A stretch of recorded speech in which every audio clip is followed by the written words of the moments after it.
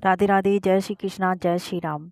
चैत्र माह हिंदू पंचांग का पहला महीना माना जाता है, जो वसंत ऋतु की शुरुआत का प्रतीक है और इसे नई शुरुआत और उपक्रमों के लिए शुभ माना जाता है। इस महीने में कई महत्वपूर्ण त्योहार और व्रत आते हैं, जैसे कि चैत्र नवरात्रि, रामनवमी, गुड़ी पड़वा और हनुमान जयंती। बसंत ऋतु की जो शुरुआत होती है वो चैत्र मास से होती है, जो प्रकृति में बदलाव और हरियाली का समय होता है। चैत्र माह के शुक्ल पक्ष की प्रतिपदा तिथि से हिंदू नववर्ष यानी कि गुड़ी पड़वा की शुरुआत होती है। इस महीने में चैत्र नवरात्रि का त्योहार मनाया जाता है, जो देवी दुर्गा की पूजा के लिए समर्पित है। चैत्र शुक्ल नवमी को रामनवमी मनाई जाती है, जो भगवान राम के जन्म का प्रतीक है। चैत्र पूर्णिमा को हनुमान जयंती मनाई जाती है, जो हनुमान जी के जन्म का प्रतीक है। मान्यता है कि ब्रह्मा जी ने चैत्र मास की शुक्ल प्रतिपदा से ही सृष्टि की संरचना शुरू की थी। इसी महीने में भगवान विष्णु ने पहला अवतार मत्स्य अवतार लिया था।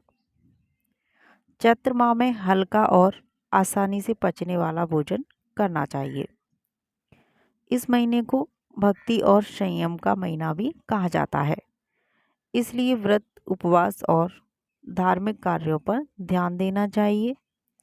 चैत्र माह में ठंडे पानी से नहाना, उगते सूरज को अर्घ्य देना और एक समय भोजन करना सेहत के लिए फायदेमंद माना जाता है। चैत्र माह में दान पुण्य के कार्य करना शुभ माना जाता है, जैसे कि पेड़ पौधों में जल डालना, लाल फलों का दान करना आदि शुभ माना जाता है। अब साथ ही बात करते हैं कि चैत्र मास में हमें किन किन वस्तुओं का सेवन नहीं करना चाहिए। तो चैत्र मास में दूध का सेवन नहीं करना चाहिए, क्योंकि यह सेहत के लिए नुकसानदायक हो सकता है। इस महीने में आपको दही और मिश्री का सेवन करने से स्वास्थ्य को कई सारे लाभ प्राप्त हो सकते हैं। साथ ही इस महीने नमक का सेवन न करें। चैत्र मास में कम से कम 15 दिन नमक को त्याग देना चाहिए। जिन लोगों का बीपी हाई है, उन्हें तो खास तौर से नमक खाना छोड़ देना चाहिए। इसके अलावा तली भुनी चीज़ों का सेवन भी बहुत ज़्यादा नहीं करना चाहिए। इससे पेट संबंधी परेशानी हो सकती है, इसलिए चैत्र के महीने में तरल चीज़ों या फिर फलों का सेवन बढ़ा देना चाहिए। अब साथ ही बात करते हैं कि चैत्र महीने में जो पड़ने वाले पर्व हैं वो कौन कौन से हैं।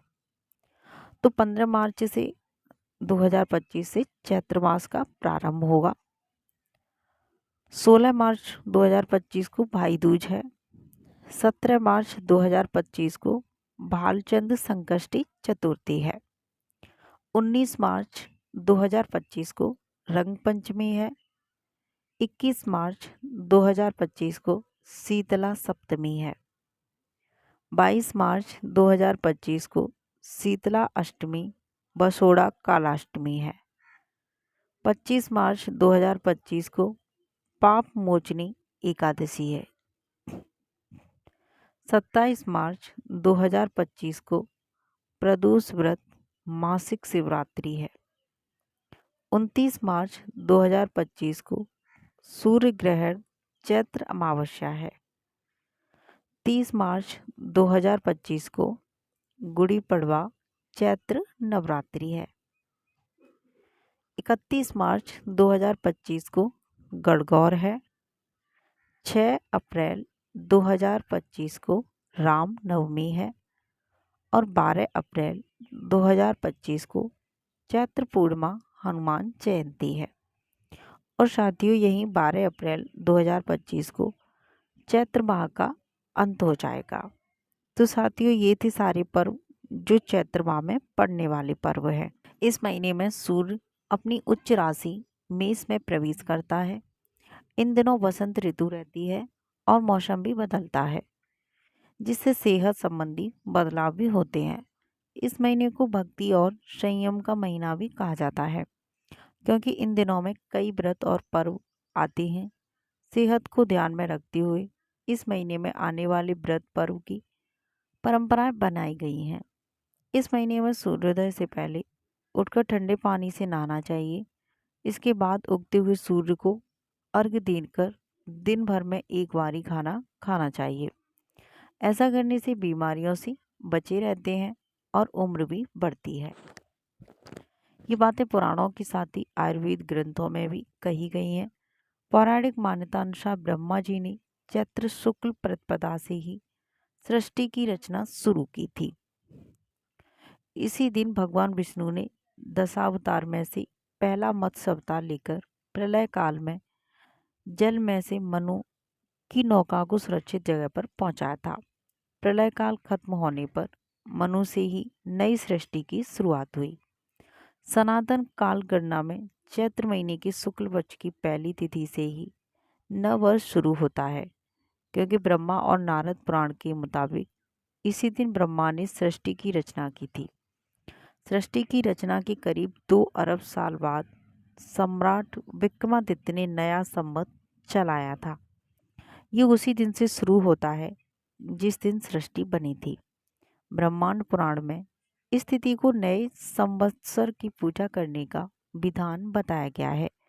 तिथि और पर्व तय करने वाले ग्रंथ निर्णय सिंधु, हेमाद्रि और धर्म सिंधु में इस तिथि को पुण्यदायी कहा जाता है।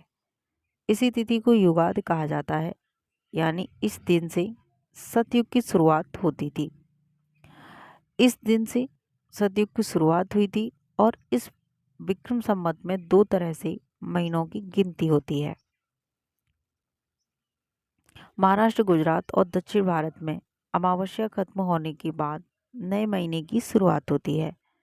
वहीं उत्तर भारत सहित ज़्यादातर जगहों पर पूर्णिमा के अगले दिन से नया महीना शुरू होता है।